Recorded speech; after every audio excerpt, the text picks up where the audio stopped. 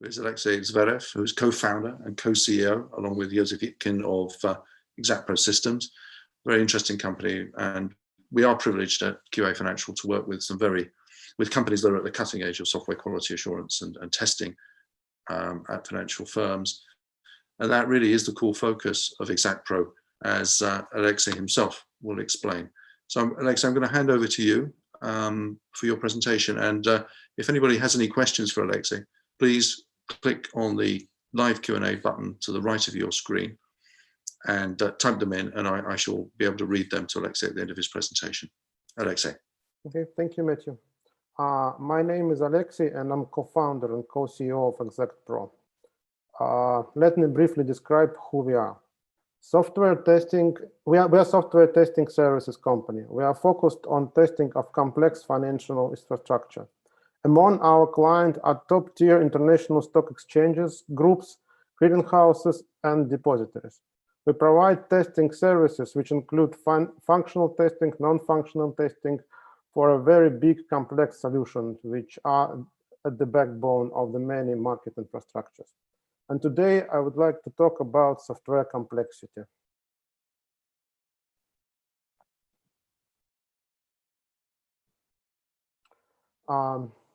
Potentially, you can see my screen now. What is obvious is that the world more and more relies on complex software systems.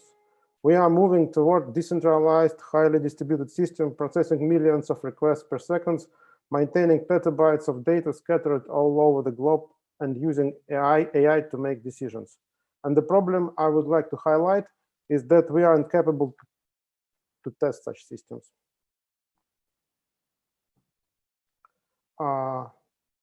We currently observe a technological gap between testers and developers.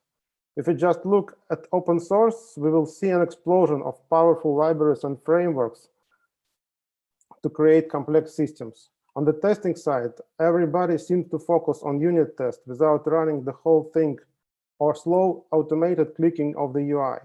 Modern testers are just not equipped to deal with the complexity.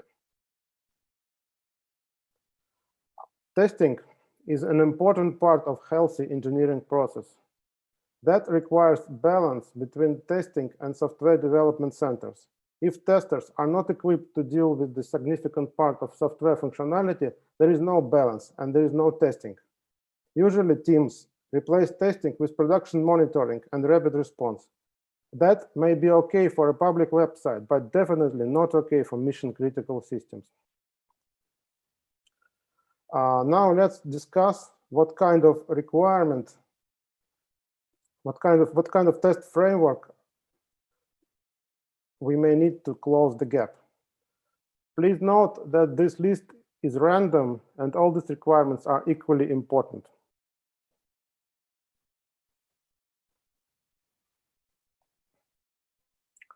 The test tools must be able to do many things in parallel and distribute itself across multiple servers and be able to deal quickly with high volume of data. Key things here are combinations and conditions.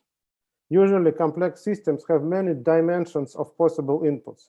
A Cartesian product of such dimensions leads to an enormous number of tests to execute. Another key thing is that you can't manipulate complex system in its normal condition if you are not as fast as it is. Again, you cannot cover the complexity defined in multiple powerful programming languages using manually defined static linear scenarios. You should write independent source code to test complex systems. It is pretty obvious that in order to understand the behavior of complex systems, you need to generate a huge amount of input data and analyze even more outputs. The test library must be modular and extensible. This is my version of yin and yang to illustrate what kind of balance we expect between the system under test and the test library. The point here is that system and the library are equally important and has no trivial and complicated border between each other. Many complex systems are hybrids of many technologies, old and new. Also, usually the world outside the system we test contains a large variety of systems and actors. Our test tools must reflect that. When system is designed to sustain high load, there are a lot of functionalities dedicated to it. You cannot invoke and test this without generating the load and processing all the responses.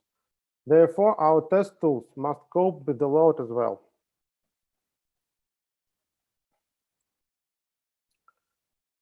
As we already see, the test library is a second side of the system under the test. It is obvious that it should employ powerful features of modern software practices, such as source code repositories and CI/CD.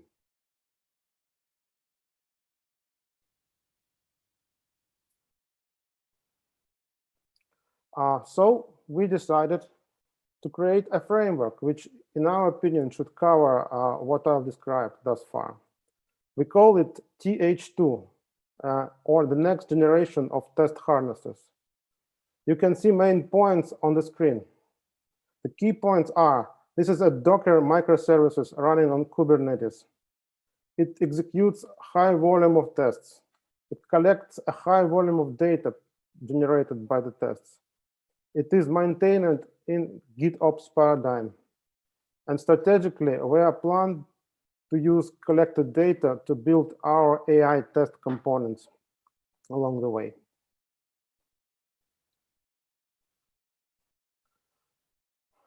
So this is a very high-level architecture of our tool. There are three types. There are a number of Docker components run by Kubernetes, and there are three types of components. First, we have core components, which are responsible of running the test tool. The work of these components is to collect data coming between test tool and the test system and collect it into the huge database and analyze it and view the test results. Another part is prepared building blocks. These components can be used as Lego blocks to build a test harness around the system. This covered physical connectivity to system under test using variety of technologies such as network connections, APIs, automated manipulations with UI, reading and parsing logs or network packet capture files, and encoding and decoding such information for further processing. And the fourth set of components define custom test logic that will be operated by this test system. This includes running test scenarios, performing various types of check, reconciling various streams of data coming in and out of the system, and simulating upstream and downstream systems. On this diagram, we describe a little bit of how our TH2 will be deployed. It is an complete open source solution hosted on GitHub, and all built-in components and core components are there and can be downloaded from Docker open source Docker repository. The other part of the environment will be in the source code repository, which will contain source code of all custom components for your test library, the source code of the tests, and the system configurations or schemas, the definitions of which component will be used in your test tool and in your test infrastructure and how they will be connected to each other. And in the end, I would like to highlight that these are the technologies that we are using in the TH2 platform. Just to mention the core, that we're using Docker and Kubernetes to run microservices solution, and we use Cassandra to store all the test data. And majority of components are written on Java, but in addition to that, we have a number written in Python and some written on C++. And we are language agnostic, so you can write other test components on C# or JavaScript, whatever you prefer, as long as you can build a Docker repository, a Docker container from it. And all the components communicate to between each other using either RabbitMQ or gRPC calls. So that's all I have to say. So if you have any questions, please ask now.